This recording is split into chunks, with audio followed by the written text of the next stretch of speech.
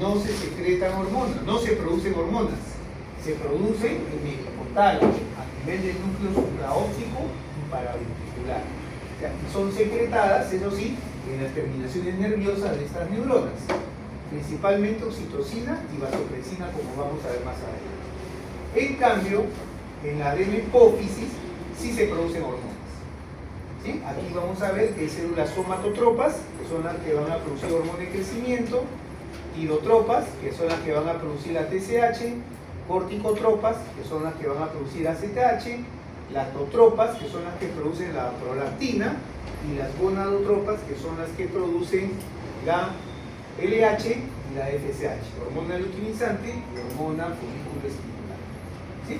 Entonces vemos que el hipotálamo regula la secreción de la adenohipófisis por una vía vascular, que es el sistema portal. Vamos a ver que a nivel del hipotálamo se producen hormonas que regulan la secreción de la adenohipófisis, y a nivel de la neurohipófisis no hay células productoras de hormonas, sino que acá se almacenan las neuronas que producen estas hormonas neurohipofisiarias. Se encuentran en los núcleos supraópticos y paraventricular del hipotálamo. ¿Alguna pregunta hasta ahí? Cuando hablamos de principios generales, siempre nos debe quedar esta idea, ¿ya? Que dentro de la endocrinología no se ha logrado una clasificación, por decirlo así, adecuada en base a la histología de la embriología, es bien variada. Se habla más de una clasificación topográfica. Y el principal eje que vamos a desarrollar ahora va a ser el eje hipotálamo, hipófisis, glándula periférica. Y eso solo lo van a desarrollar en la práctica. ¿Ya? Hipotálamo, hipófisis, glándula periférica. ¿Y cuáles son las principales glándulas periféricas? La glándula tiroides, las glándulas suprarrenales, en el caso de varón las gónadas y la mujer los ovarios. Entonces, cuando vean la práctica, van a ver que las hormonas del hipotálamo y de la hipófisis ejercen un efecto trófico sobre las glándulas periféricas. ¿Qué significa efecto trófico? Favorecen el crecimiento y la función de las glándulas periféricas. ¿Sí? Pero las glándulas periféricas, al producir estas hormonas, como son las hormonas tiroideas, también ejercen un efecto sobre el hipotálamo y la hipófisis. Eso se llama un mecanismo de retroalimentación, principalmente negativo. Es decir, como vamos a ver, hay hormonas hipotalámicas que regulan la función de la hipófisis, y las hormonas hipofisiarias regulan la función de las glándulas periféricas, y el producto de las glándulas periféricas regula la secreción de las hormonas a nivel del hipotálamo y del hipófisis. Lo vamos a explicar más adelante. ¿Ya? La idea acá es que las relaciones entre la hipófisis y el hipotálamo, conclusión, una vía vascular que viene a ser el sistema portal hipofisiario que controla la secreción de la adenohipófisis, y una vía nerviosa que es la que va a regular por donde se secretan las hormonas a nivel de la adenohipófisis. Sistema portal hipofisiario, fascículo hipotalámico hipofisiario.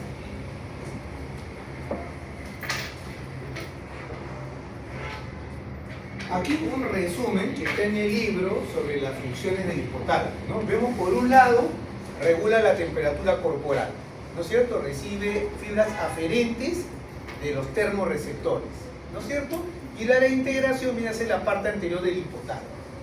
Luego vemos que tiene un control neuroendocrino, estimula la producción, ¿no es cierto?, de las catecolaminas, ¿sí?, a través de las áreas vinculadas con la emoción del sistema límbico, libera vasopresina y oxitocina, ¿no es cierto?, a nivel de la neurohipófisis, a través de sus núcleos paraventriculares, produce la hormona liberadora de la hormona estimulante de la tiroide, es función, está mal, libera la hormona liberadora de tirotropina, ¿ya?, que estimula la producción de TSH, libera la hormona liberadora de corticotropina, que viene a ser la CRH, libera las hormonas liberadoras de gonadotropinas, cuyas siglas son GnRH, libera un factor inhibidor de la dopamina, de la prolactina, que viene a ser la dopamina, y regula la secreción de la hormona en crecimiento a través de la somatostatina y la somatoliberina, ¿ya?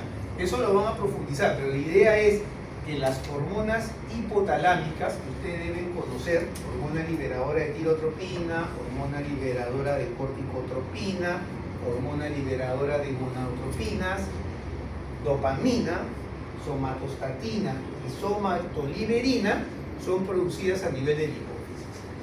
También hemos dicho regula las funciones autonómicas, pero no regula la función gastrointestinal en sí, sino el comportamiento apelitivo, es decir, principalmente la sed y el hambre. Participa también en el comportamiento sexual y en las reacciones de defensa miedo-ira, es decir, el hipotálamo tiene condiciones importantes con el sistema nervioso autónomo, principalmente para su rama simpática, ¿no? Y ejerce control también de los ritmos corporales, ¿ya? A través del ritmo circadiano. Esto es lo que quiero que quede idea. Primera, regulación de la temperatura corporal, control neuroendocrino, comportamiento apelitivo, reacciones de defensa, miedo y control de los ritmos corporales.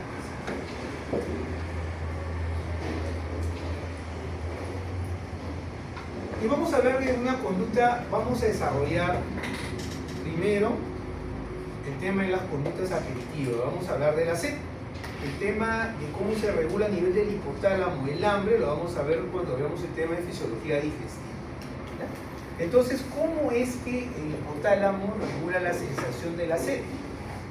Va a responder a dos tipos de estímulos. Uno viene a ser responde a la hipertonicidad y dos responde a la hipovolemia. Recordemos que la hipertonicidad viene a ser el aumento de la osmolaridad plasmática, es decir, viene a ser el aumento de solutos en el plasma. Y me imagino que ya han desarrollado ustedes la fórmula para calcular la osmolaridad plasmática, ¿no? Doctora, ¿cuál era la fórmula para calcular la osmolaridad plasmática? Eso no es con la doctora Rabines.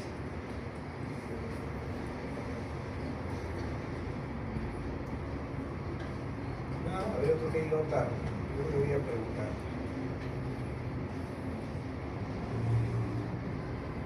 Acuña, ¿cómo calcula la osmolaridad plasmática?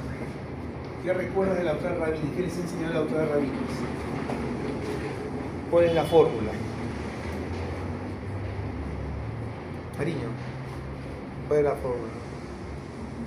Vamos al repaso. Pero es 2 veces la concentración del sodio entre el valor del glucosa en 18 más el valor de la urea entre 6. ¿Ya? Pero para fines prácticos, como la urea atraviesa rápidamente las membranas celulares, no crea gradiente. Entonces muchos lo resumen como osmolaridad, o sea, las que sí son partículas osmóticamente activas, el sodio y la glucosa. ¿Ya? Entonces, cuando hay un aumento de la hipertonicidad, por ejemplo, uno de los alumnos que salga, se come un ceviche carretí y le viene una diarrea, ¿no es cierto? Lógicamente, pérdida de líquidos, aumenta la osmolaridad plasmática, ¿sí? Y esto va a ser captado por una serie de osmoreceptores, ¿no es cierto?, que se encuentran en la cara anterior del hipotálamo. Y al ser captado este aumento de la osmolaridad a nivel del hipotálamo, viene a ser que se despierta el mecanismo de la sed. ¿Ya? El otro mecanismo puede ser que una persona no tenga una diarrea, ¿no es cierto?, sino que puede tener una hemorragia. Y en la hemorragia no varía la osmolaridad plasmática porque está perdiendo tanto solvente como soluto. Lo que varía es el volumen. Entonces, como ustedes ya saben, cuando hay una disminución del volumen efectivo circulante, ¿sí?, hay una disminución de la perfusión renal. Y esa disminución de la perfusión renal, doctora, ¿qué respuesta provoca? Cuando hay una disminución de la perfusión renal, ¿cuál es la respuesta fisiológica que quiere procurar la retención de líquido y de sólidos? Muy bien. Se estimula el sistema renina, ¿no es cierto? ¿Y en qué consiste el sistema renina-angiotensina? ¿En qué consiste ese sistema que nos ha mencionado la autora? ¿Cómo trata de restablecer el volumen intravascular? Porque lo han visto con la autora Rabines, ¿no?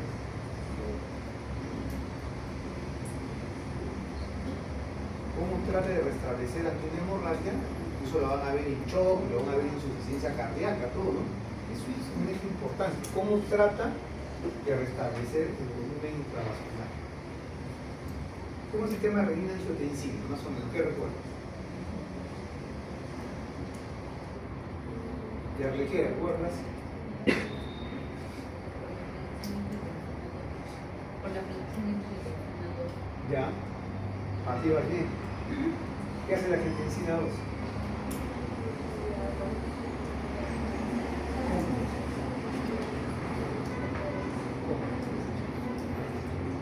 ¿Recuerdas que hay un problema?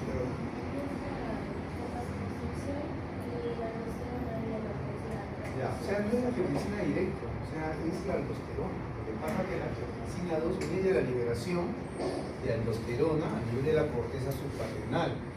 Y es la aldosterona, como dice la autora, la que actúa a nivel de los túbulos, favoreciendo la absorción de sodio. Y la absorción de sodio crea un gradiente que jala agua, ¿sí? Pero a nivel del hipotálamo es uno de los mecanismos para restablecer el volumen intravascular. Segundo, alguien dijo, la angiotensina también es un potente vasoconstrictor. Y tercero, esta angiotensina, ¿no es cierto?, que es liberada ante la disminución de volumen, actúa sobre el área subfornical del hipotálamo para generar el mecanismo de la sed. Entonces, dice acá que el consumo de líquido es regulado a nivel del hipotálamo tanto por la osmolaridad plasmática como por el volumen extracelular. ¿Ya? Serían los principales estímulos para desencadenar, ¿no es cierto?, esta conducta aperitiva que viene a ser la sed. Cuando lean en el libro van a ver que hay otros factores también menos importantes, como puede ser, por ejemplo, la elevación, el aumento de la sed después de la ingestión de los alimentos, ¿no? Que aunque no está bien estudiado, se asume que por un aumento de la osmolaridad plasmática que tiene luego de la comida, sobre todo por la absorción de glucosa y sodio, ¿no? Y otro mecanismo viene a ser también la sequedad de la faringe. O sea, la sequedad de la mucosa de la faringe también puede ser un mecanismo, ¿no es cierto?, que despierta la sensación de la sed. Y es por eso que cuando tienen en el hospital un paciente, ¿no es cierto?, que está en NPO, que no está con restricción hídrica, el paciente tiene sed, ¿no? Lo van a ver con las mucosas orales secas. Y el paciente puede sentir, en cierto modo, disminución de la sed si le dan para chupar un hielo o le dan una tela mojada, ¿no? Porque al mojar la mucosa faríngea está seca, también es inhalable. Son otros estímulos que intervienen en este mecanismo, pero recordar que los principales mecanismos que regulan a nivel del hipotálamo la conducta aperitiva de la sed viene a ser la hipertonicidad, viene a ser la osmolaridad plasmática y el volumen extracelular. Aquí vamos a ver, hablando del control y la secreción de la neurohipófisis, este es un cuadro un poco comparativo, ¿no? Nos está hablando de lo que ya hemos visto, ¿no es cierto?, como la acetilcolina, esta es la unión neuromuscular, la motoneurona alfa, esta es una unión neuromuscular y aquí se libera acetilcolina, ¿no? Aquí nos está hablando en comparativamente cómo la liberación de neurotransmisores a nivel del sistema nervioso autónomo, ¿no es cierto? Tenemos una neurona preganglionar y una postganglionar. La variación que hay cuando hablábamos del sistema nervioso simpático, en el cual en la médula suprarrenal encontramos neuronas postganglionares modificadas, que son las que liberan adrenalina y noradrenalina. Aquí, en resumen, lo que hemos dicho, las hormonas hipotalámicas llegan a través del sistema porta hipofisiario hacia la adenohipófisis para regular la secreción de las hormonas de la adenohipófisis, AZH, TSH, EH, FSH, LH y prolactina. En otras palabras, adrenocorticotropina, tirotropina, esta es hormona de crecimiento, hormona folículo estimulante y luteinizante. Y lo que me quiere decir acá es que a nivel la vasopresina y la oxitocina constituyen verdaderas neurohormonas, porque cuando ustedes van a ver la definición de hormona en la práctica, tradicionalmente una hormona se define como una sustancia, ¿sí?, que es secretada hacia el torrente sanguíneo para ejercer su efecto a distancia, ¿no? Y esta condición Sí la cubren ¿quién? La vasopresina y la oxitocina. ¿Por qué? Porque son secretadas en las terminaciones nerviosas, ¿no es cierto?, de estas neuronas que están en los núcleos supraópticos y paraventriculares, son secretadas directamente al torrente sanguíneo para ejercer su efecto, en el caso de la vasopresina, a nivel de los riñones, ¿no?, a nivel del músculo bisuterino, ¿no es cierto?, o en las fibras mioletiliares de la mama, en el caso de la mujer. ¿Ya? Es un cuadro esquemático. Lo que sí me interesa y que van a tener que siempre desarrollar, vamos a ver más adelante, va a ser que se aprendan cuáles son las hormonas hipotalámicas y cuáles son las hormonas adrenhipofisentes. En resumen, la función de la vasopresina, hemos dicho, es una neurohormona que se produce, ¿no es cierto?, en los núcleos supraópticos y paraventriculares del hipotálamo. ¿Sí? Cuando hay una disminución del volumen extracelular, entre los cuales está el intravascular, ustedes me mencionaron que había un mecanismo, ¿no es cierto?, que se liberaba, se activaba el sistema renina-angiotensina-aldosterona. Y otra función de la angiotensina, 2, también es favorecer la liberación de la vasopresina. ¿Ya? Entonces, cuando hay una disminución del volumen extracelular y hay una activación del sistema renina-angiotensina-aldosterona, también hay liberación de la vasopresina, cuyo otro nombre viene a ser hormona antidiurética. ¿Sí? Y se han descrito que actúa a nivel de receptores B1A, B1B, B2. Eso no me interesa. Lo que me interesa es que sepan que su función principal es la retención de agua por los riñones. O sea, trata de absorber agua a nivel de los túbulos colectores para tratar de restablecer el volumen intravascular. Pero, ¿no es cierto?, lo hace en ausencia, no lo hace como... ¿Aló? Pero no lo hace como no lo hace con el mismo mecanismo que lo hace quizás la aldosterona, sino lo hace por otro tipo de mecanismo.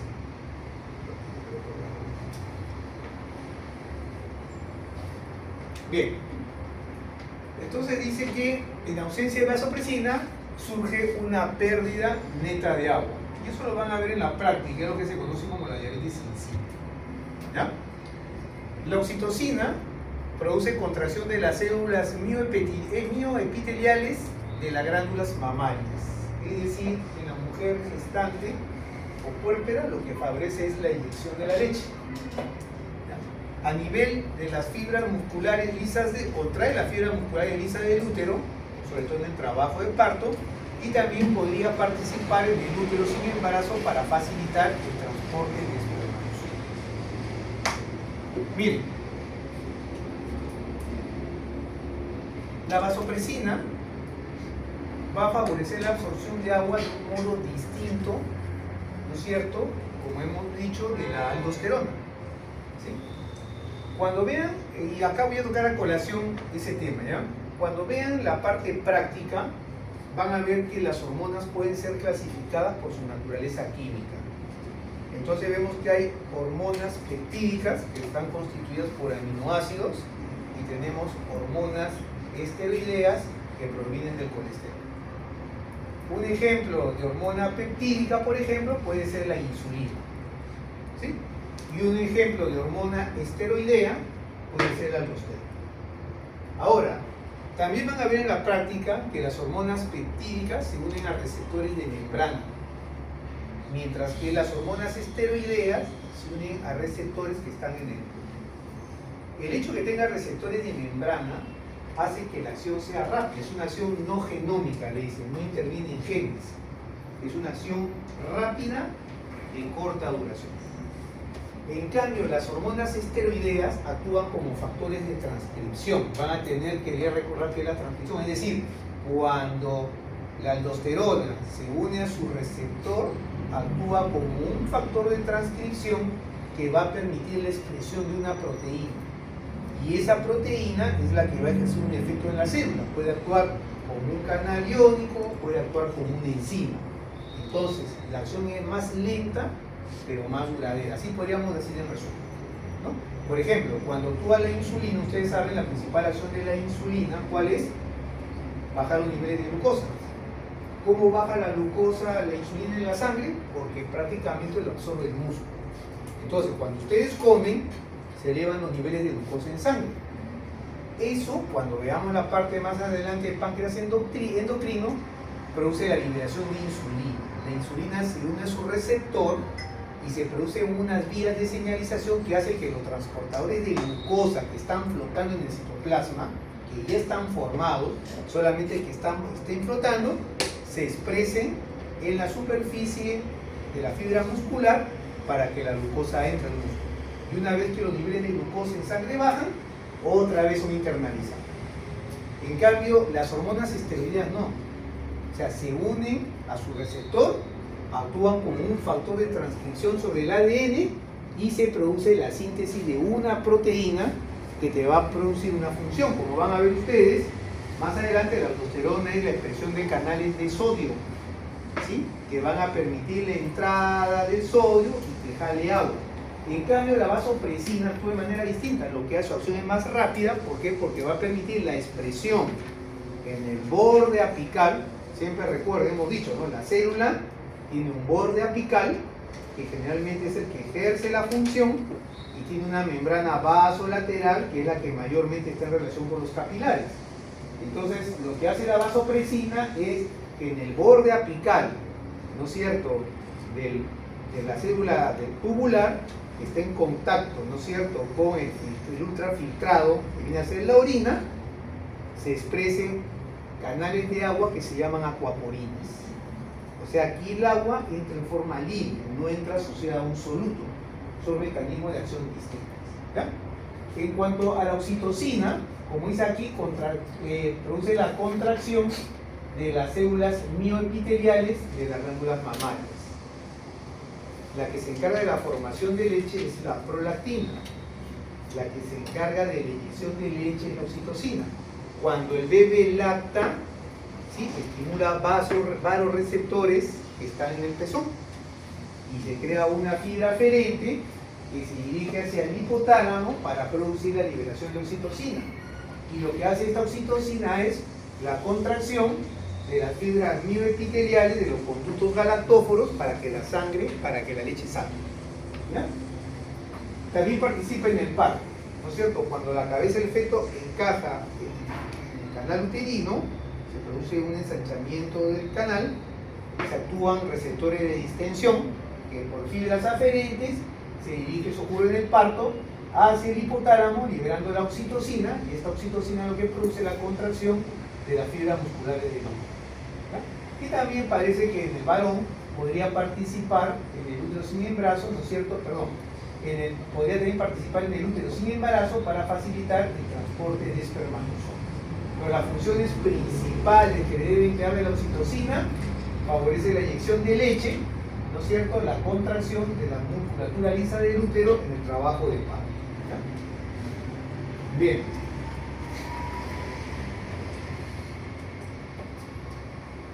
Aquí vemos ya algo mucho más esquemático y vamos a ir a cuál es la secreción de la adenohipófisis, ¿ya? Entonces, ¿qué me debe quedar acá?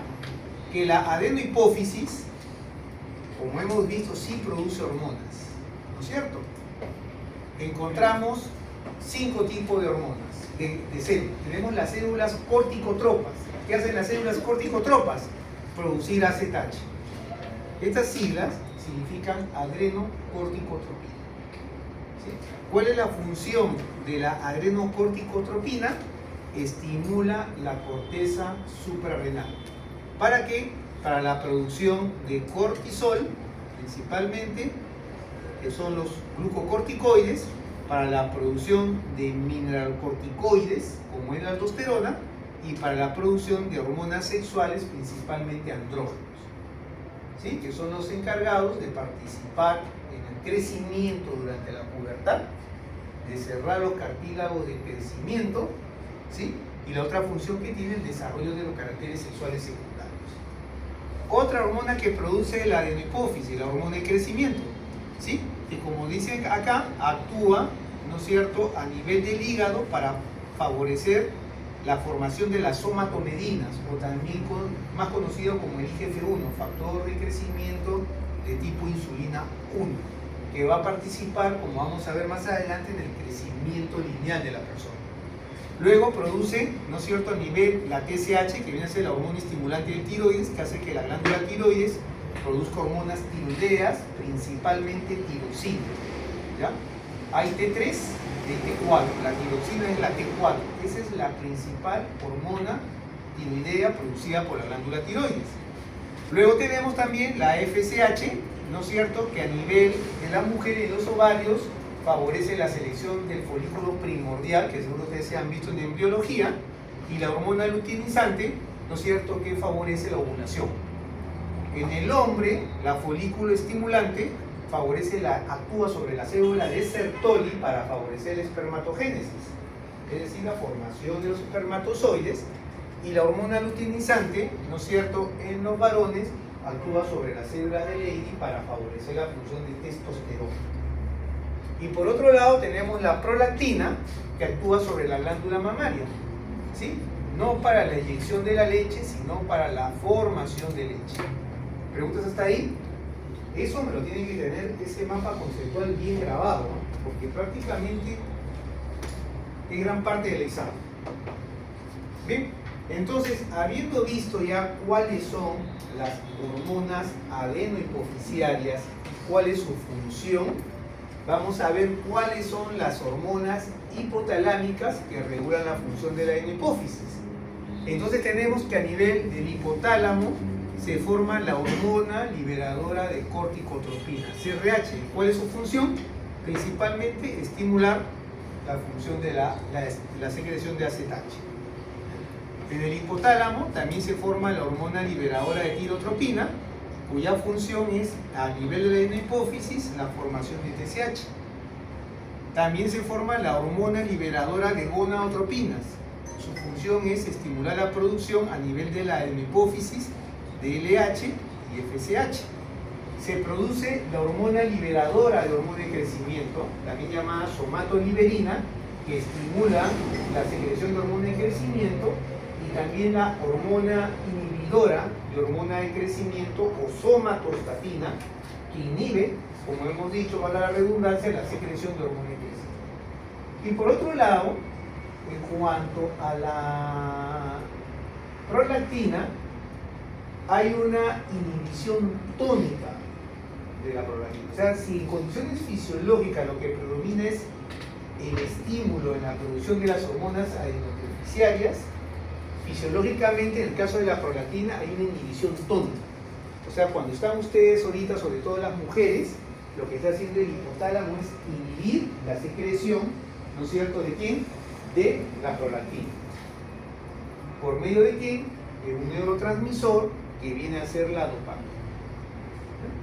Y se presume que también hay una hormona estimulante de la secreción de prolactina que parece ser la TRH. ¿Sí? O sea, la TRH parece ser, ¿no es cierto?, que es un factor que estimula la producción de prolactina. ¿Entiende? ¿Seguro?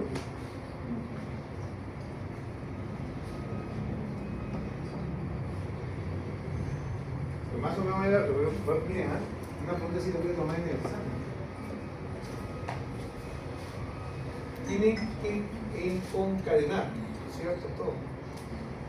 Preguntas hasta ahí. ¿Se podrán aprender eso? ¿Cuáles son las hormonas hipotalámicas y cuál es su función, ¿no es cierto?, en la secreción de la adenohipófisis? Y de las hormonas adenohipófisis, ¿no tengo idea cuáles son sus funciones? Bien. Suelto una pregunta. Salida, ¿se entiende o no? ¿Entienden más o menos los mecanismos de retroalimentación? ¿No? Vamos a ver si encuentro algo para explicar.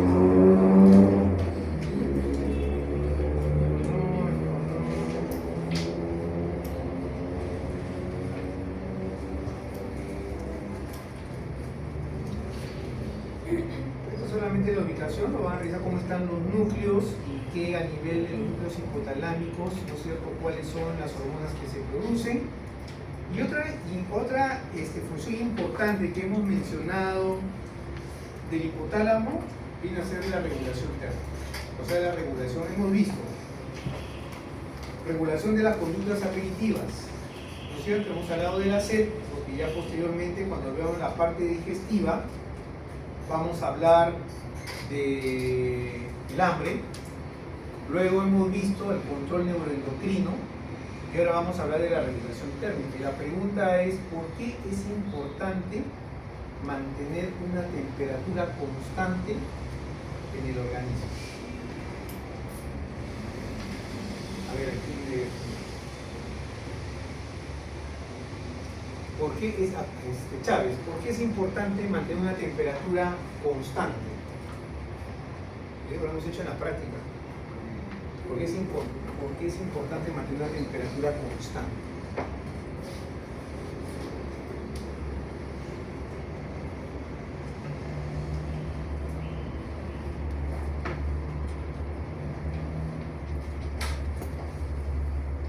¿Por qué, doctora, considera que es importante mantener una temperatura constante? Si tú me dices la temperatura, más o menos en tu cuerpo va de como promedio 37 grados, ¿no? ¿Por qué crees que es importante mantener una temperatura constante?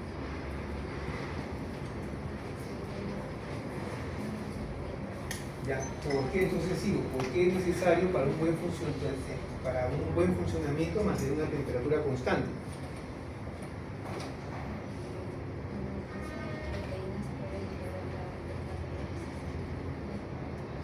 No creo, ¿no? Porque ¿cuánto tienes? O sea, ¿qué temperatura tiene? Eso es una proteína. ¿Cuál es la temperatura a cual se desnaturalizan las proteínas?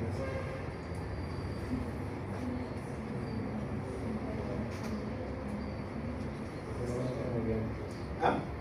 No, ¿a qué temperatura tú desnaturalizas una proteína? 40 grados. ¿Qué les han dicho? Yo no me acuerdo.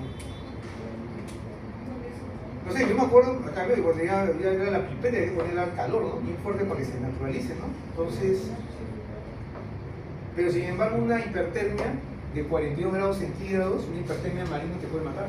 Estoy hablando de 42 grados centígrados, ¿no? Que no llega a la temperatura del fuego. ¿Por qué crees que es importante? ¿Por qué es importante mantener un pH constante? Por eso tienen que haber visto con Rabines. Cuando se han hablado todo el sistema renal, ¿no es cierto, doctor? Han hablado el principal sistema para el mantenimiento del equilibrio ácido-base viene a ser el riñón, y lo han hecho con Rabines. ¿Por qué es necesario mantener un pH constante?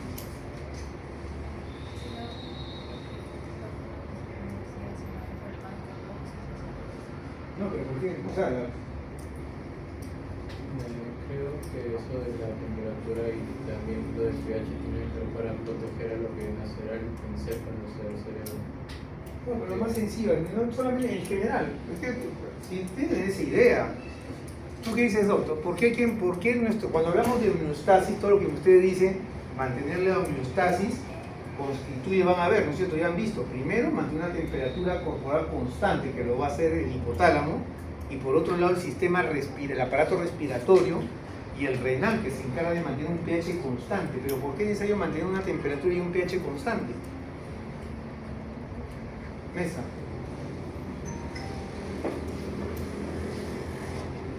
Gustavo. Eso tú lo sabes.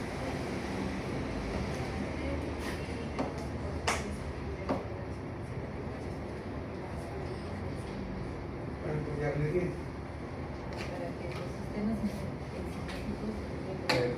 Porque los sistemas enzimáticos trabajan, usted llevó biología, ¿no es cierto?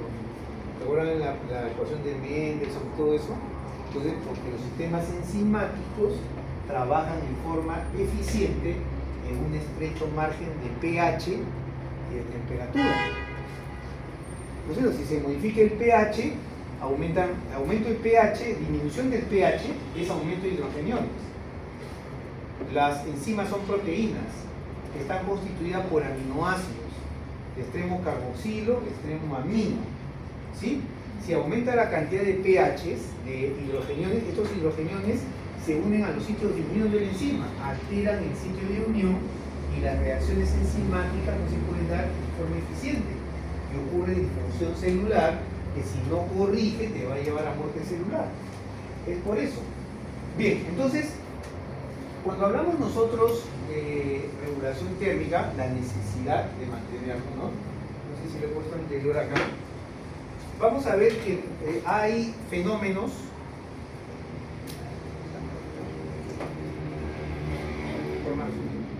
vamos a ver que hay fenómenos que permiten producir calor y hay fenómenos que permiten perder calor. Para el cuerpo, para producir calor, depende de procesos metabólicos básicos, son los procesos químicos que se dan en el cuerpo. La ingestión de alimentos también genera calor, pero el más importante viene a ser la actividad muscular, la contracción del músculo. Ese es el principal mecanismo que tienen ustedes, ¿no es cierto?, para generar calor. Y bajo este fenómeno, solo que el hipotálamo va a generar respuestas reflejas o semirreflejas que vamos a ver más adelante, ¿no? Pero cuando usted, si tenemos que la actividad muscular es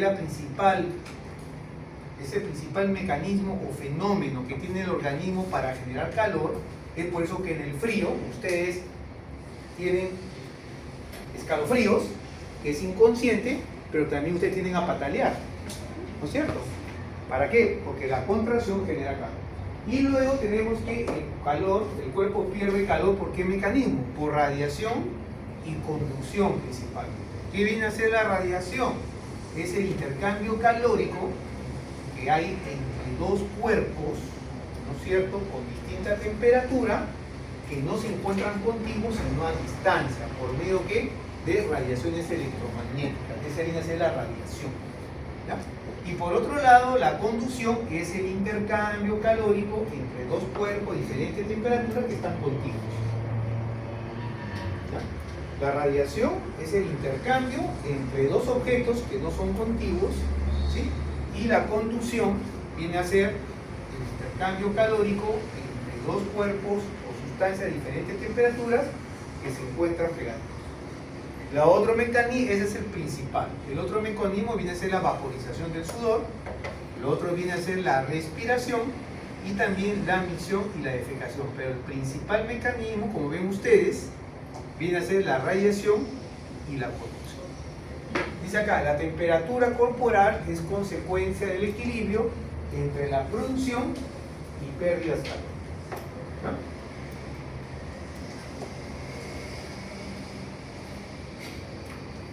¿Alguien conoce la nieve? ¿Alguien ha esquiado acá? ¿Sí? ¿Has ido alguna vez hacia la nieve un día soleado? El entorno es más o menos frío, pero tú has visto que puedes usar ropa ligera. ¿No?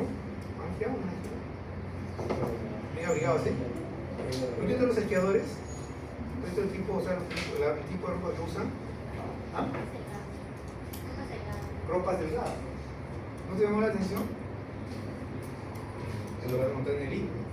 Es que un día soleado, en un ambiente frío, la irradiación del calor del sol por parte de la nieve hace que la temperatura no sea tan fría. Y si tú ves bien así, va a ser que los esquiadores tienen ropas ligeras, precisamente por el mecanismo de radiación, ¿ya? Bien, ahora, esto es solamente un ejemplo. Dice que acá lo que te representa es que la temperatura depende mucho de factores externos y por tanto la temperatura corporal es diferente en distintas partes del organismo, ¿no es cierto? Las áreas más frías vienen a ser los pies, ¿no es cierto? Y las áreas que representan mejor la temperatura corporal vienen a ser el interior del recto, ¿ya? Esta representa la temperatura central. Luego acá, el promedio de temperatura oral es de 36,3 a 37,1 grados centígrados. Que es el promedio de temperatura cuando es tomada por vía oral, aunque por vía oral depende de muchos factores. Luego dice que la temperatura oral es 0,5 centígrados menor que el recto. O sea, si ustedes quieren la medida más exacta de la temperatura corporal, es la temperatura rectal, ¿ya? Y la temperatura llega a su valor más bajo durante el sueño. O sea, también varía, van a revisar en el libro según la hora del día. Y en algunos casos también depende de determinados ciclos biológicos, como en la mujer, ¿no es cierto? Que la temperatura corporal aumenta en el periodo de ovulación. Por eso lo van a llevar ahí.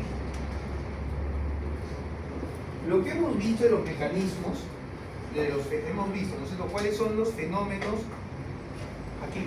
Entonces, lo que habíamos dicho, conducción, intercambio calórico entre objetos con temperaturas diferentes, objetos contiguos, radiación, viene a ser la transferencia de calor por rayos electromagnéticos de un objeto a otro con temperatura diferente. Ahora, si el principal mecanismo es la conducción, ¿no es cierto? Dos sustancias o objetos que están contiguos, la temperatura cutánea, es decir, la temperatura de la piel, es el elemento que determina en gran medida la magnitud de la pérdida o ganancia del calor del cuerpo. ¿Ya? Dice que el grado de calor que llega a la piel de los tejidos profundos varía con los cambios de corriente sanguínea a la capa cutánea. Cuando nosotros estamos en un ambiente frío, ¿sí? La respuesta del organismo va a ser producir una vasoconstricción, ¿no es cierto? De modo que limita la llegada de la piel, de la sangre, desde los tejidos profundos hacia la superficie, con una idea exitosa de retener calor. Y por otro lado, cuando usted está en un ambiente caluroso, la respuesta va a ser una vasodilatación, ¿no es cierto? O sea, llegar mayor cantidad de sangre para que de esta manera haya un intercambio de temperatura con el medio ambiente y poder liberar de esta forma más calor. ¿Ya? Recordad nada más que la temperatura cutánea es el elemento que determina en gran medida la magnitud o pérdida de ganancia del calor. ¿Esto por qué? Porque uno de los principales mecanismos es la conducción, que viene a ser el intercambio calórico entre dos sustancias o cuerpos que están en diferentes temperaturas. Ahora, en el esquema anterior, para no olvidarme, aquí vamos a ver que también hay mecanismos, ¿no es cierto?, para la ganancia de calor cuando la persona no se mueve y cuando la persona no come, porque hemos visto acá, este es el menos importante, son las reacciones químicas del organismo. La ingestión de alimentos aumenta la temperatura, la actividad muscular aumenta la temperatura, pero en situaciones que el individuo no come y no se mueve, sí se puede incrementar la temperatura corporal, y eso va a ser por regulación endocrina, principalmente por la liberación de catecolaminas y de hormonas tiroideas. Las catecolaminas producen una elevación rápida de la temperatura de corta duración y las hormonas tiroideas te producen una elevación de la temperatura corporal más lenta, pero que tiene mucho mayor duración. ¿Qué más? Vaporizas. O sea que había que agregar ahí el control endocrino de la temperatura. Vaporización del sudor también es un mecanismo para disipar el calor, ¿no? Generalmente, al formarse una capa de agua y esta al evaporarse, ¿no es cierto?, lo que hace es, por decirlo así, jalar el calor. Es un mecanismo para perder calor. ¿Por qué se han preguntado a ustedes dónde se siente más calor? ¿En los climas húmedos o secos?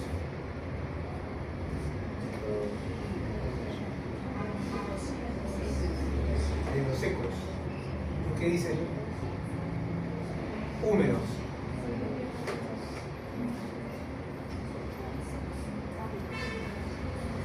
¿Ah? Tú te vas, por ejemplo, te vas a un por ejemplo, Santiago de Chile, un clima seco, y puedes estar a 35 grados y sientes más calor en la selva a menos temperatura. Pues el proceso, ¿dónde la vaporización es más lenta? ¿En la selva o en un clima seco? En la selva. O sea, al ser más lenta la vaporización, o sea, el agua se distribuye más en todo el organismo y es más difícil, ¿no es cierto?, la disipación del calor que un clima seco, ¿no?, que la vaporización es constante. Se forma sudor, pues se vaporiza y va jalando calor. La respiración también es un mecanismo, aunque poco importante. Y de repente la idea de acá es empalmar con esto, ¿ya? Aquí.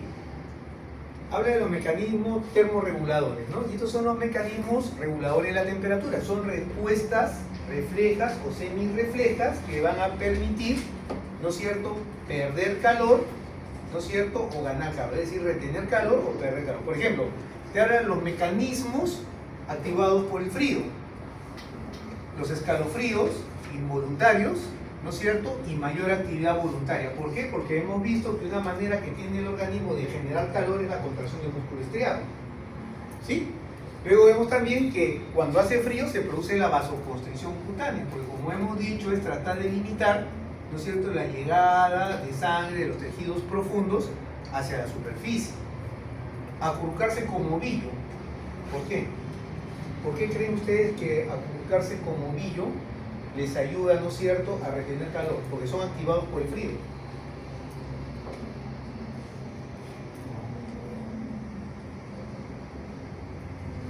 Porque disminuye el área de superficie corporal.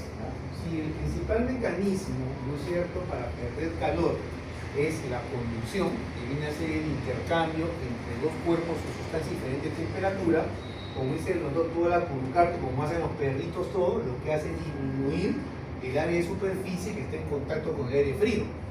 Muy bien, doctor, ¿no?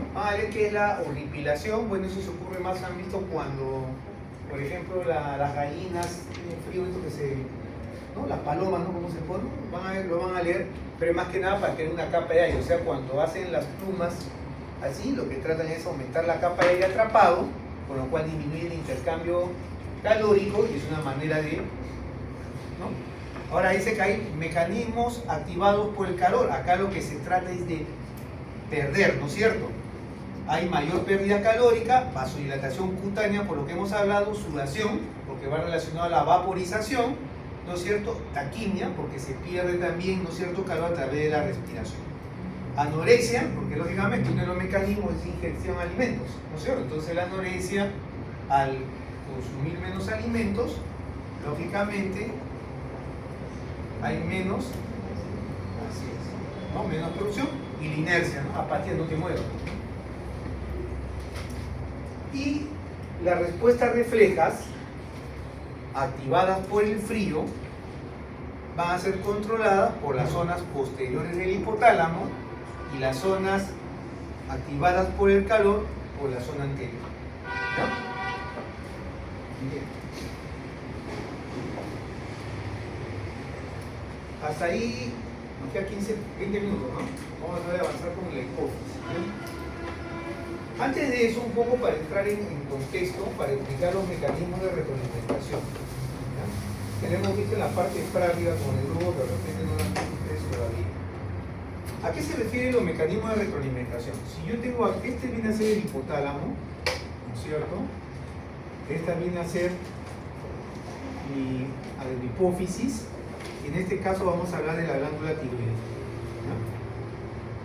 Nosotros hemos dicho que si hablamos de la glándula tiroides, vamos a hablar del eje hipotálamo, hipófisis, tiroides. Entonces, el hipotálamo produce, ¿no es cierto?, de cosa, la hormona liberadora de tirotropina, que va a hacer que la adenohipófisis produzca, ¿qué cosa?, TSH, ¿no es cierto?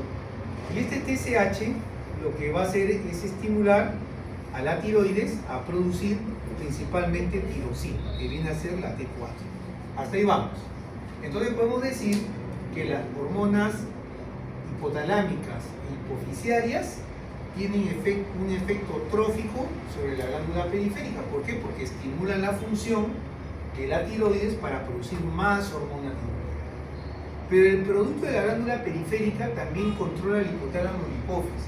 Supongamos, bajan los niveles de hormona tiroidea en sangre. Esto es detectado por el hipotálamo. El hipotálamo libera TRH. La TRH hace que la adenohipófisis produzca TSH.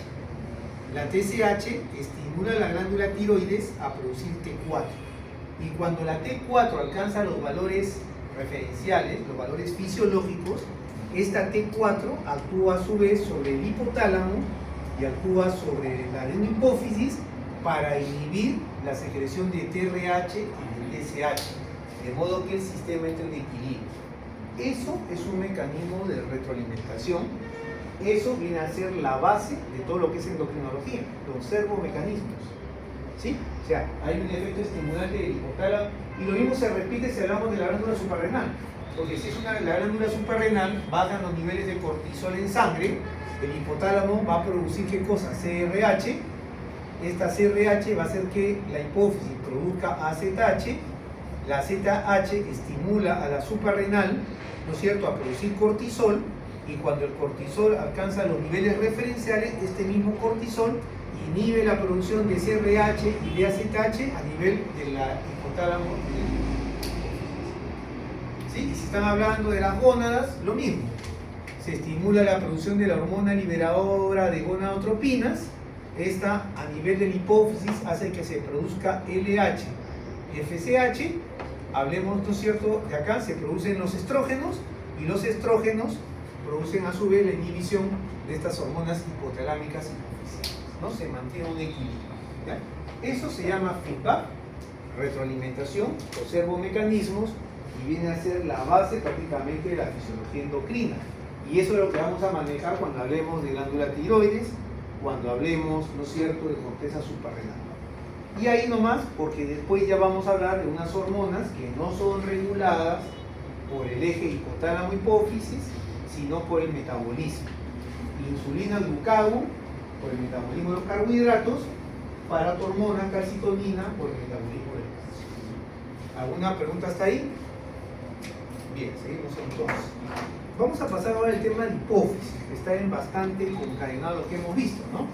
Y nos vamos a centrar más en lo que es hormona de crecimiento, ¿ya? Porque lo que es la TSH, lo que es la ZH, lo vamos a ver cuando toquemos el eje hipotálamo, hipófisis, tiroides, hipotálamo, hipófisis, corteza suprarrenal. ¿Alguna pregunta hasta ahí? ¿Está claro? ¿Seguro? Les hago una pregunta.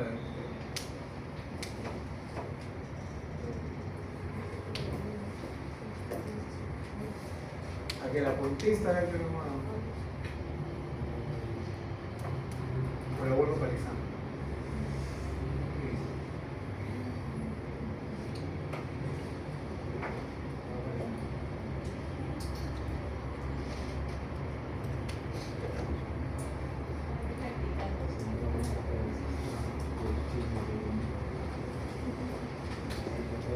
¿Por qué el hipotiroidismo cursa con prolactina elevada? Te voy a contar así en el examen. Si has prestado atención.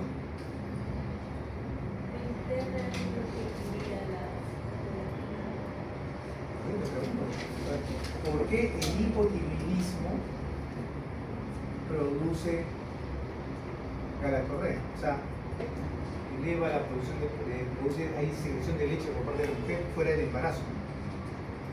Solo lo vamos a hacer nosotros en la práctica.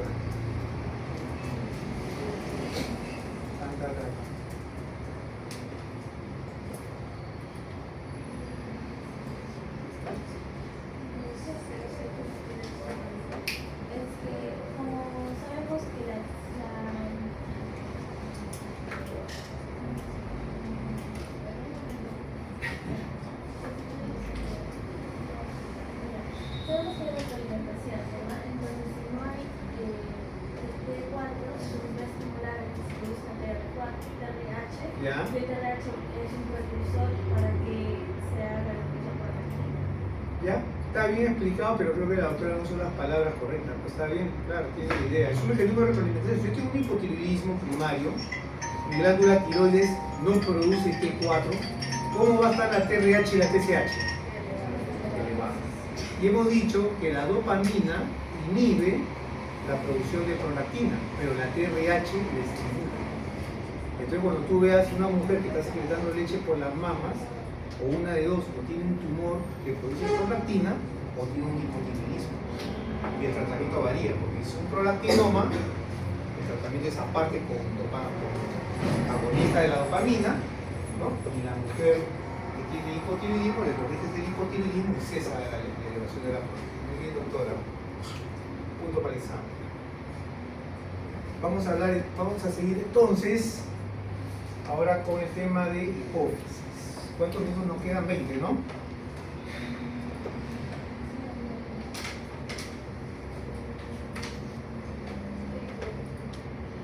¿Preguntas hasta ahí? Sí, doctor, acerca de la representación positiva, es cuando es de parte, ¿verdad?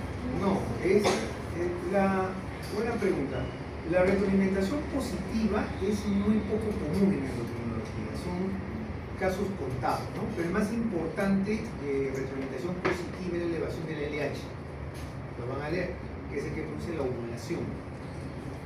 O sea, la ovulación en la mujer es producida por una elevación, un pico, ¿no es cierto?, de la LH, que no es por la disminución de esto. Se metan en eso todavía porque eso ya es parajínico, vamos a verlo de repente más adelante, ¿ya? Pero es por la elevación de la L, lo vamos a ver cuando vemos aparato reproductor femenino, ¿ya? Pero la positiva solamente es un caso muy excepcional, uno es el de la ovulación. Bien, vamos a hablar ahora de la hipófisis, más o menos como concadenando, ¿ya?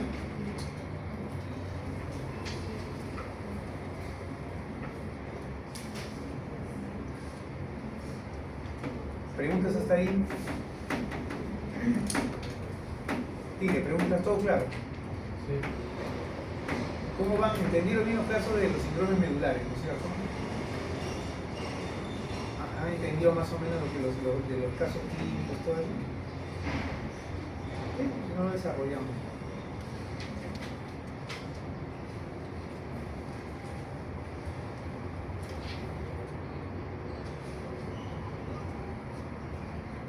Acá, bueno, no vamos a entrar en este tema, solamente cuál es el origen, ¿no es cierto? Lo van a revisar de la hipófisis, que es a partir de la bolsa de Rathke, ¿no? Que hay un lóbulo intermedio que es poco desarrollado en los seres humanos. Y que hay un lóbulo posterior, ¿no es cierto? Que se origina en una invaginación del tercer ventrículo. Eso es embriología. Lo van a revisar, pero vamos a avanzar.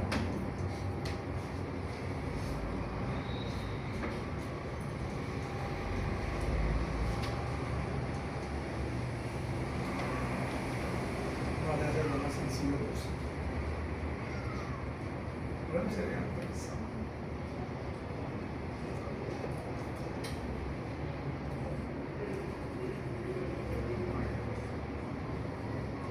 Vamos a hablar de la hipófisis, ¿ya? Lo van a revisar, ¿no? La neurohipófisis se origina a partir del piso del tercer ventrículo, la hemicoide a través de la bolsa de Rathke, hay un lóbulo intermedio que es poco desarrollado en los seres humanos. Acá sí me interesa un poco, ¿ya? Vean la composición. O sea, vamos a ver, ¿no es cierto?, que la hipófisis va a estar constituida, la adenohipófisis, no la neurohipófisis, va a estar constituida por células somatotropas que forman la hormona de crecimiento, que son las más numerosas, las células lactotropas, que son las que forman la prolactina, las corticotropas, que son las que forman AZH, las tirotropas que forman TSH y las gonadotropas que forman la FSH y la LH. Ya saben su función, ¿no es cierto? A grosso modo. ¿Sí? Bien. La hormona de crecimiento, vamos a hablar sobre la hormona de crecimiento, ¿ya? Es específica para cada especie. Es decir, la hormona de crecimiento del cobayo no tiene ninguna acción sobre el ser humano.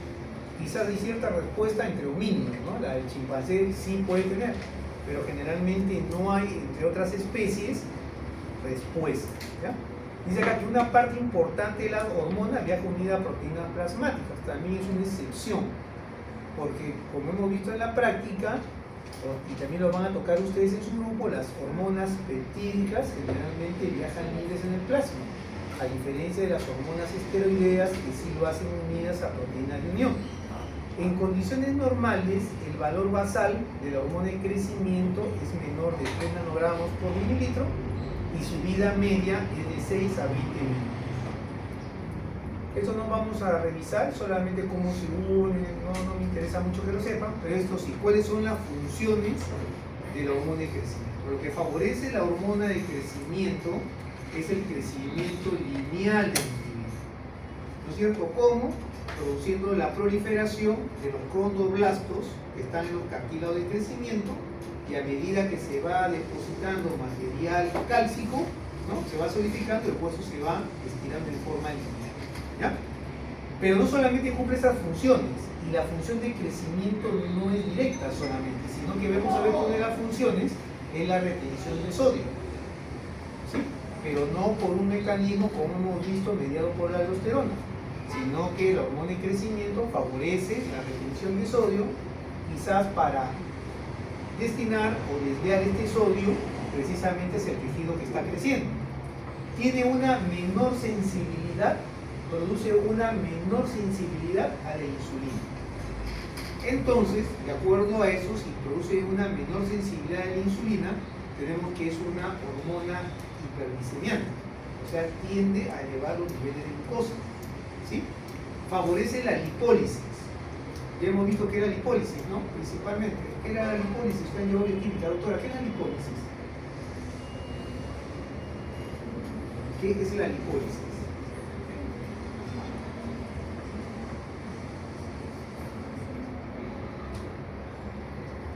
A tu lado, doctora, ¿qué es la lipólisis? Ay, doctora, ¿qué es la lipólisis?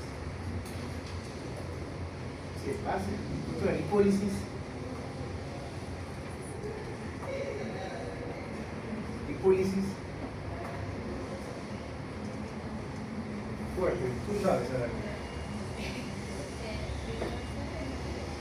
Ya, pero principalmente de qué lípidos.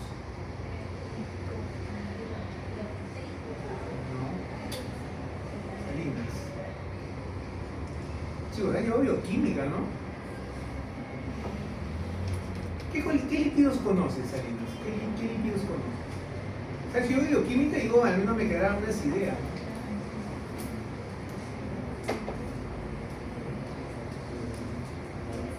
Triglicéridos, otro.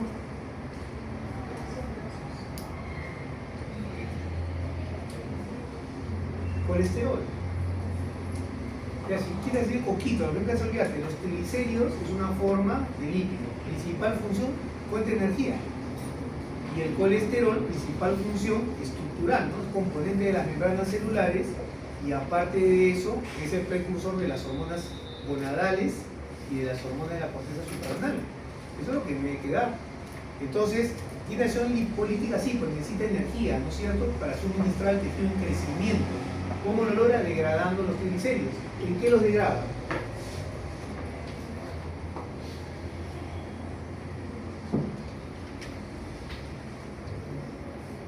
En ácidos grasos libres y glicerol, ¿sí? Favorece la síntesis proteica y lo que hemos mencionado, favorece la proliferación de condroblastos para que a medida que se vaya depositando matriz ósea se produzca un crecimiento lineal del hueso, o sea, hay un crecimiento hiperficial. ¿Qué me llama la atención? Siempre recordar, ¿ya? Miren, la mayor parte de podemos decir, la insulina, para que nos quede una idea, es la principal hormona anabólica. Es decir, favorece la síntesis de sustancias. A partir de la glucosa, se sintetiza glucógeno, a partir de los ácidos grasos libres, forma triglicéridos, a partir de los aminoácidos, forma proteínas. ¿Ya? Y la mayor parte de las hormonas son contrainsulínicas, tienen la acción contraria, ¿no? La hormona de crecimiento es una hormona, tiene acción contrainsulínica, sí, ¿no es cierto? Porque al disminuir al disminuir la sensibilidad a la insulina, no favorece la formación de glucógeno, sino de glucosa libre, ¿no? Favorece la lipólisis, degrada los triglicéridos en ácidos grasos libres. Sin embargo, favorece la síntesis de proteínas, porque las proteínas son las macromoléculas estructurales, ¿sí? Entonces, de esta manera favorece el crecimiento. Y la acción más importante en cuanto a relación del crecimiento es que la hormona de crecimiento favorece la síntesis del IGF-1, que viene a ser el factor de crecimiento insulinoide tipo 1 que se produce en el hígado, ¿no es cierto? Y que, miren sus funciones, este sí tiene actividad insuliniforme, tiene actividad antilipolítica, tiene síntesis de proteínas y favorece el crecimiento hipoficial. Por eso se llama factor de crecimiento similar a la insulina. Es una hormona anabólica, ¿sí? Y es estimulada, ¿por qué? Por la hormona de crecimiento. Actúan en conjunto. ¿ya? Porque parece que, o sea, no está bien dilucidado, ambas participan en el crecimiento lineal, pero parece ser, ¿no es cierto?, que la acción de la hormona de crecimiento es aumentar la sensibilidad de los condrocitos, ¿sí?, al IGF-1. ¿Ya? Actúan de manera conjunta.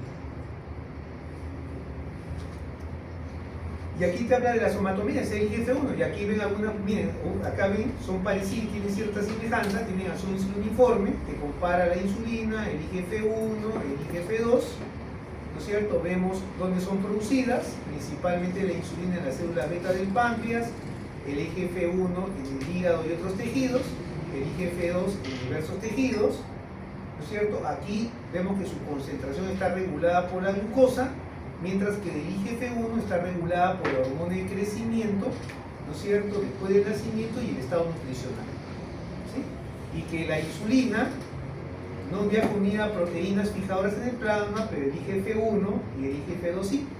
Y que la función principal de la insulina no es el crecimiento, sino el control metabólico, del IGF-1 el crecimiento de hueso y cartílago después del nacimiento, y del IGF-2 es más importante en el crecimiento en la vida fetal. ¿Ya? Entonces, recordar que la hormona de crecimiento no va a actuar sola, ¿no es cierto?, para producir el crecimiento lineal en el individuo, sino que lo hace principalmente, aparte de otras hormonas, con el IGF-1 que es producido en el hígado.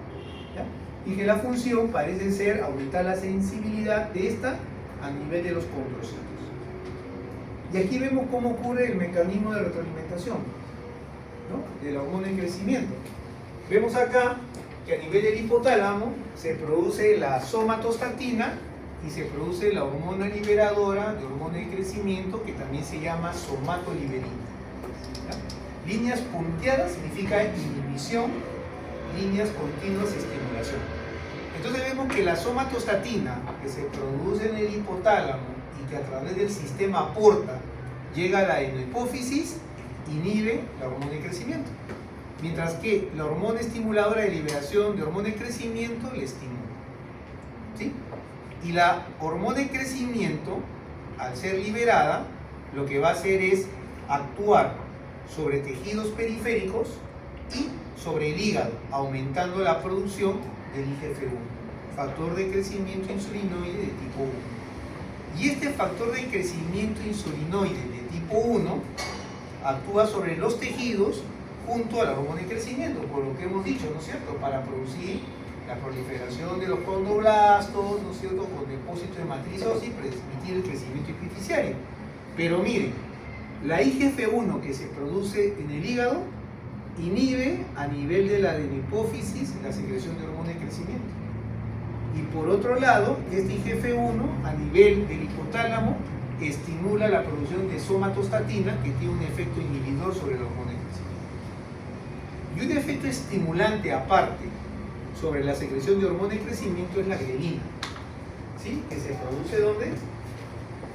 ¿Dónde se produce la grelina?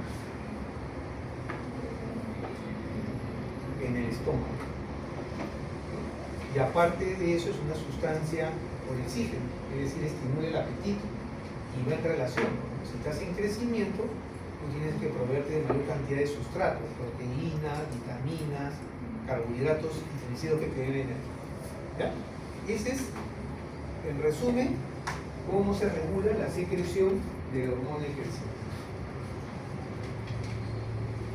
Aquí no vamos a entrar, son los factores, ¿no es cierto?, que estimulan la secreción de hormona de crecimiento, lo que disminuye su secreción. No es necesario aprenderse todo, lo que me interesa cuál es. ¿Qué aumenta la secreción? La hipoglicemia, que es una hormona hiperglicemiante, el ejercicio, el ayuno, el aumento de los valores circulantes de algunos aminoácidos, ¿no es cierto? Acuérdense que es una hormona que favorece la síntesis proteica, ¿no? Estimula también el glucagón, porque el glucagón es una hormona también hiperglicemiante, pirógenos, y acá lo que disminuye la secreción, sueño, glucosa, cortisol, ácidos grasos libres, ¿ya? Eso está ahí. Ahora, hablando brevemente del proceso de crecimiento, ¿qué aspectos generales debemos tener? ¿No es cierto? Primero, que el crecimiento depende no solamente de la secreción de hormonas, son varias variables que intervienen. ¿Ya? Hay factores extrínsecos como es la alimentación. La alimentación es el principal factor extrínseco para el crecimiento. Tú tienes que tener un adecuado aporte de proteínas, que son las moléculas estructurales, pero también tienes que tener un adecuado aporte de calorías, porque no tienes un adecuado aporte calórico en forma de carbohidratos y de lípidos, esas proteínas que consumiste para crecer van a ser destinadas a proporcionar energía. Ese es lo primero. Otro factor viene a ser la genética, ¿no? De padres altos o bajos, no vas a tener un chico alto, y es un motivo bastante común en la consulta. Nosotros tenemos que ver la talla genética, y cada uno puede calcular su talla genética si conoce la talla de los padres. ¿Sí? ¿Quién conoce la talla de sus padres? ¿Nadie? Para ver si es legítimo o no. Maño, ¿cuánto mides, María? 67 por ahí. ¿Ya? ¿Y tus padres saben la talla? Exactamente no, pero son más bajos. ¿Sí? Adoptado. Capaz, No. ¿no?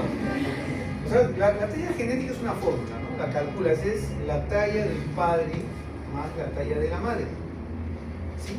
Entre 2. Si es varón, a ese promedio le suma 6.5 centímetros. Y si es mujer, le resta 6,5 centímetros. ¿Sí? Y entonces de ese promedio, la talla genética es el promedio más o menos 5 centímetros, 5 centímetros para arriba, 5 centímetros para abajo. Es el cálculo de la talla genética. Ahora, como dice Mariño, puede ser que de padres bajos salgan hijos altos. Sí. Porque la principal pregunta sería, si vemos que hay factores como es la nutrición, como es el sistema ambiental también, porque porque también en hogares disfuncionales los niños son más bajos. También interviene el crecimiento. Acuérdense que la hormona de crecimiento está regulada por las hormonas que se producen en el hipotálamo. Y el hipotálamo tiene fuertes conexiones con el sistema límbico, que es el centro de las emociones. Entonces un estrés crónico, por ejemplo, puede inhibir la secreción de hormona de crecimiento. ¿A qué cosa? Al inhibir la secreción de la hormona liberadora. Nutricional, ¿no? De repente padres que tuvieron ciertas carencias de niños, ¿no? Y por temas nutricionales no pudieron alcanzar su máximo potencial genético. Y la situación cambia y sus hijos tienen otras ventajas. Entonces a los hijos sí pueden alcanzar lo que les responde por género. ¿Ya? Eso solamente para ver que la velocidad de crecimiento es más precoz en las niñas.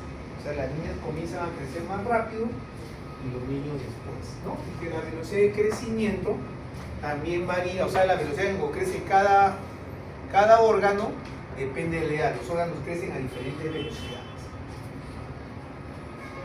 Cosas importantes, esto quizás. Acá ven la importancia relativa, ¿no es cierto?, de las hormonas en las diferentes partes del crecimiento.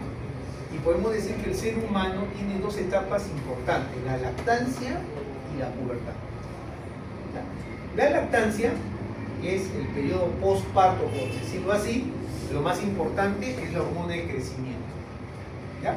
Y por su acción permisiva, las hormonas tiroideas. O sea, las hormonas tiroideas no intervienen directamente en el crecimiento, pero sí tienen una acción permisiva porque parece potenciar la acción de la hormona de crecimiento. Y es por eso que ustedes van a ver niños hipotiroideos, ¿no es cierto?, que tienen producción normal de hormona de crecimiento, pero se quedan bajitos, porque tienen un déficit de hormonas tiroideas, y eso se llama cretinismo. ¿Ya? Y luego vemos que la hormona de crecimiento es importante en las dos etapas, pero que a nivel de la pubertad, las que agarran también importancia van a ser los andrógenos y los estrógenos, por su acción anabólica. O sea, los andrógenos favorecen la síntesis proteica, pero así como que te permiten el crecimiento, el último estirón durante la pubertad, la acción de los estrógenos es lo que te cierra lo que activa el crecimiento. ¿Sí? Y por eso es verdad, pues no es cierto, cuando tú tienes una mujer menstrua, produce estrógenos, deja de crecer. Y eso hay que tener en consideración siempre. Entonces es por eso que porque cuando el desarrollo de los caracteres sexuales secundarios tienen un orden. No voy a hablar del hombre, no hablar de la mujer. O sea, el desarrollo de los caracteres sexuales secundarios en la mujer tiene un orden. Lo primero que le aparece a la niña es los botones mamarios, que se llama telarquía. Entonces yo sé que cuando una niña le aparece el botón mamario, va a pasar 1 o 2 años para que le aparezca el vello púbico. Y cuando aparece el vello púbico, yo sé que va a pasar 1 o 2 años para que menstrue. Pero la telarquía tiene que ser a partir de los 8 años. Entonces, si yo veo una niña de 6 o 7 años con botón mamario, yo debo sospechar que es una pubertad precoz, porque sé 7 años con botón mamario, probablemente 8 o 9 años, esta niñita va a tener su vello púbico y a los 10 o 11 años me está menstruando y no va a crecer más. ¿Quién ha menstruado acá a los 11? ¿Quién ha tenido su menarquia a los 11 años? La doctora. Yo también. Aquí dejan de decir.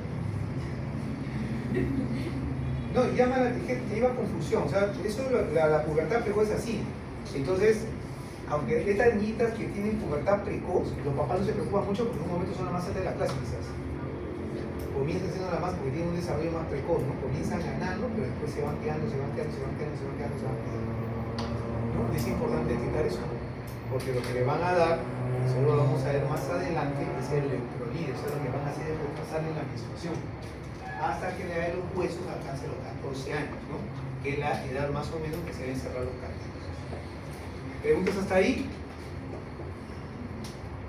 Entonces ya tenemos la importancia relativa, ¿no es cierto?, de las hormonas en las distintas etapas del crecimiento, recordando que el crecimiento del ser humano tiene 2 etapas: lactancia, que corresponde al periodo después del nacimiento, y a la pubertad, ¿ya? Aquí nada más lo que se ve, lo que se expliqué, ¿no es cierto? Por ejemplo, te quiero explicar cómo es la importancia de las hormonas en el crecimiento. Este es un niño normal, ¿no es cierto?, de 2 años, y este es un niño normal de 8 años, ¿sí? Ustedes ven que la composición corporal es distinta en el niño normal de 2 años y en el de 8 años. El niño de 2 años prácticamente es un tercio cabeza, un tercio tronco, un tercio extremidades inferiores, ¿no? Y el niño ya de 8 años varía la proporción, ¿no? Las proporciones varían. Entonces acá tú ves, este niño, por ejemplo, tiene enanismo. ¿Por qué? Porque tiene la altura de un niño de 2 años teniendo 8 años. No tiene déficit de hormona de crecimiento, tiene deficiencia de hormona tiroidea. Pero tú ves que es enanito, pero su composición corporal es semejante a la de un niño de 2 años. Tiene la talla de un niño de 2 años, ¿sí?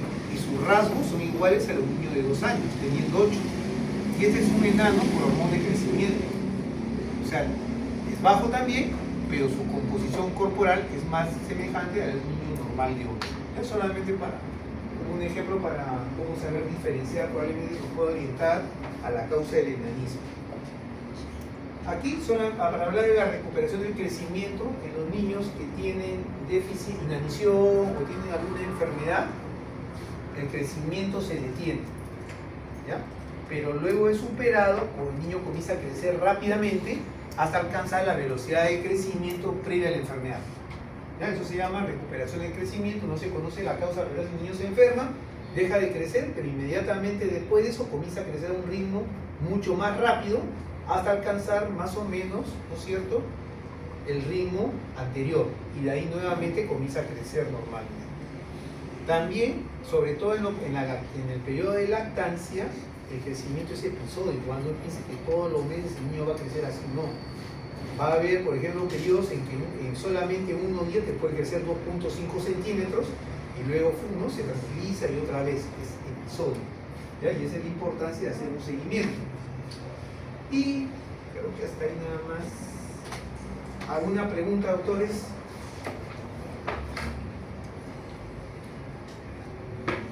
Ninguna. Vázquez. Preguntas.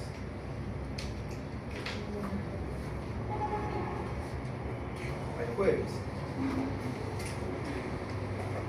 ¿Preguntas? Bien. Lo dejamos ahí entonces. ¿Ya? Voy a hacer las conclusiones con la doctora Laura, vamos a seguir haciendo. Vayan más o menos lo he orientado lo que van a desarrollar en la práctica con sus